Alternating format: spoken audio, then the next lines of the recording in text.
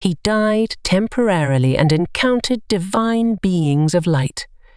The astonishing revelation. Hold on to your seats, folks, because today's story dives into the twilight zone of life and death. Imagine Trucker Bella's chilling journey through an otherworldly corridor after a heart-stopping experience in freezing Alberta, encounters with divine beings, mysterious entities in the dark, and a reptilian figure on the edge of a cosmic portal. Is this real or a mind-bending hallucination? Subscribe and buckle up for a wild ride as we unravel the jaw-dropping saga of Bella's temporary death and the surreal dimensions he explored. Get ready to question reality like never before. Hit that subscribe button and let's venture into the uncharted territories of existence together. Welcome, everyone! Hey there, it's your host, Bella, and I'm here to unravel mind-bending tales from the brink of existence. If you're hooked on these mind-blowing accounts, do yourself a favor and hit that subscribe button and ring the notification bell to stay in the loop on all things extraordinary. Today's jaw-dropping story comes straight from the pages of Phenomenal by Michael Black.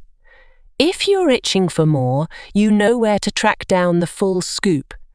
So, grab your favorite brew, kick back, and let's dive into this mind-bending. It's been almost 6 years since the turning point in a life-altering event that unfolded on December 27, 2017. Picture this.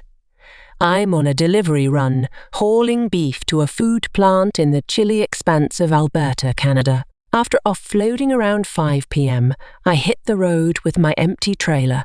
But as I leave the city behind, an eerie feeling washes over me. Dizziness sets in, breath quickens, and I'm navigating through bouts of unconsciousness that last seconds, interspersed with longer moments of lucidity. Desperate for a safe haven, I find none along the narrow ditch shoulder. Undeterred by the freezing temperatures plummeting to -28 degrees Fahrenheit, I push forward, battling the snowy, icy highway. Finally, I manage to pull the truck safely into a ditch, but my ordeal is far from. I black out again, experiencing an otherworldly out-of-body experience for about 10 minutes before returning to my body and rising, phone in hand. As I search for my lost phone, a compassionate stranger appears, offering help and connecting with 911. Gesturing towards my chest, I communicate the heart attack I've just endured. Back in the truck, I black out once more, only to be saved by an RCMP of Office CP on the brink of unconsciousness. In the ambulance, stripped of my clothes, I'm administered morphine for the heart attack. At the hospital, the cardiology team battles relentlessly, declaring me dead after 35 minutes. Amidst the struggle, I experienced something profound, consciousness enveloped in a yellow glow, surrounded by thick white fog. Guided by an unseen force, tranquility washes over me, and my transparent body emits a subtle light. The fog morphs into a darkened, stone-lined hallway, devoid of welcoming figures or familiar comforts, leaving me in solitary contemplation. In this surreal space, heightened awareness transcends conventional senses, allowing me to sense everything while feeling like I'm in motion, though my feet remain inexplicably still, or perhaps non-existent, as I propel forward with the power of thought. Navigating through a confined corridor, roughly 5 feet in width, the walls are a spectacle of oval-shaped stones, each measuring 7 to 8 inches in length and 4 inches in width at the center. Jet black in hue, they boast a glossy finish with a pearl-like sheen, forming a seamlessly arranged pattern. The floor, bordering on dark grey to black, complements this stonework. As I progress down this enigmatic hallway, the black oval stones on the walls evolve into light brown rectangular blocks, each around 20 inches by 12 inches. Their rough-cut surfaces mirror the floor below, comprised of light brown square-cut stone blocks measuring approximately 15 by 15 inches, all adorned with a similarly rough-cut finish. The absence of a visible ceiling enhances the mysterious atmosphere, darkness extending upwards when my gaze follows the wall. In this odyssey, the hallway expands and curiosity drives me forward. Some 20 feet ahead, a rough, smoky yellow stained glass with a hole reveals a breathtaking vista. Mountains, green grass, tree forests, blue sky, and radiant sunshine. The vibrant details surpass reality, reminiscent of post-thunderstorm brilliance. The external walls mimic a castle or prison, constructed with large stone blocks. Inspired to explore further, I transform the window into solid stone. Resuming my journey, the floor slopes downward, and a light begins to illuminate behind me. Approaching, a spacious hallway emerges, illuminated by a bright pinpoint that expands in 4 directions, unveiling 4 beings engaged in telepathic communication. Cloaked in hooded robes, lacking genitalia, boasting 4 long fingers, and featuring human-like facial features. Medium-sized, black eyes resemble those of humans, while their heads maintain a closer resemblance to human shapes. As I draw nearer, a broad hallway on my left is illuminated by the portal's light. Intrigued, I opt to explore but encounter an unsettling fear emanating from a legion of entities concealed in the darkness ahead. Soon, these entities materialize into view. Human forms, pallid and seemingly devoid of blood, hair, or clothing. Dozens of figures flail their limbs and heads in and out of the enveloping darkness, creating an eerie and disconcerting spectacle. I pause, observing the peculiar entities in the dark hallway.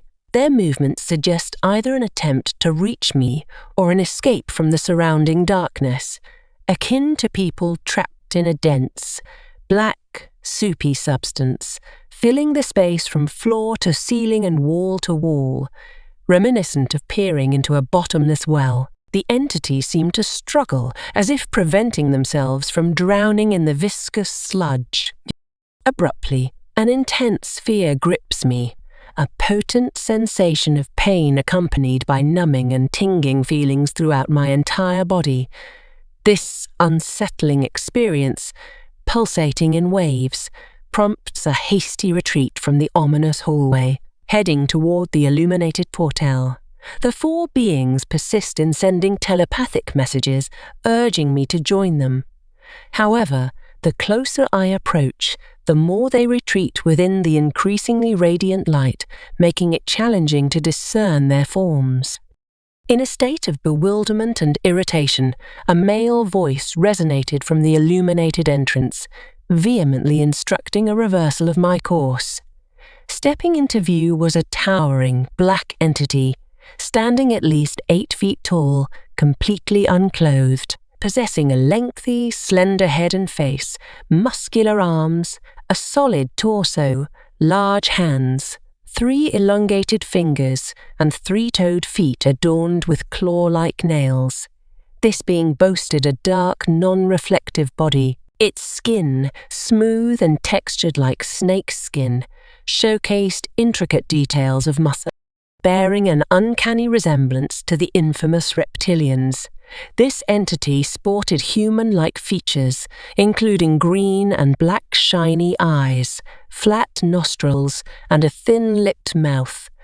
As I approached, the white-cloaked figures with another hooded being joined the assembly, standing 6 to 7 feet tall, resembling a mature adult grey alien. Urgently communicating that departure time had arrived, he emphasized the need for prompt action. The reptilian, determined to seize me, emerged from the light but hesitated, maintaining a distance of about 8 to 10 feet. Remarkably, he never fully exited the light, perpetually keeping one foot or the other on the edge of the portal. Swiftly redirecting his gaze towards the luminous source, the smaller beings implored his swift return. It was time to go. With a final, dissatisfied gesture, he shook his head and gestured disapprovingly. Reluctantly, he re-entered the radiant light to rejoin the others. A lingering doubt invaded my thoughts. Something felt off. The brilliant white light intensified until only the dark entities were visible. A sense of deception prompted my decision to avoid delving further into the misleading light. The portal sealed shut, prompting my retreat into the obscurity of the pitch-black hallway. Suddenly, my existence blinked out as if a switch turned off a light. Then, with a flicker back on, awareness surged and clarity returned. An energy enveloped me like an earthly magnet, rendering my body immobile, paralyzed. Gradually, I was drawn backward, retracing the same path and fog, but in reverse, from pure black to light grey and white. Eventually, I found myself gently back in my body at the hospital, marking my return to life. Upon regaining consciousness, an empty room greeted me, and a toe tag on my right foot hinted at a temporary stint in the morgue. Moments later, a doctor, the head of the cardiac team, burst in with a mix of shock and excitement. Urgently, he summoned the cardiac team to ensure my stabilization. Subsequently, I was transported to another room where stents were inserted to clear blocked arteries. After stabilizing, I called my wife, avoiding disclosure of the heart attack to spare her unnecessary worry. Later, I learned that EMS estimated I had experienced complete heart failure for at least 20 minutes before their arrival. The cardiology team, toiling persistently for 35 minutes before pronouncing my time of death, left me on the table for morgue personnel. Over the ensuing days, nurses and a doctor unveiled the startling fact that I had been clinically dead for an hour or more. Thanks for tuning in.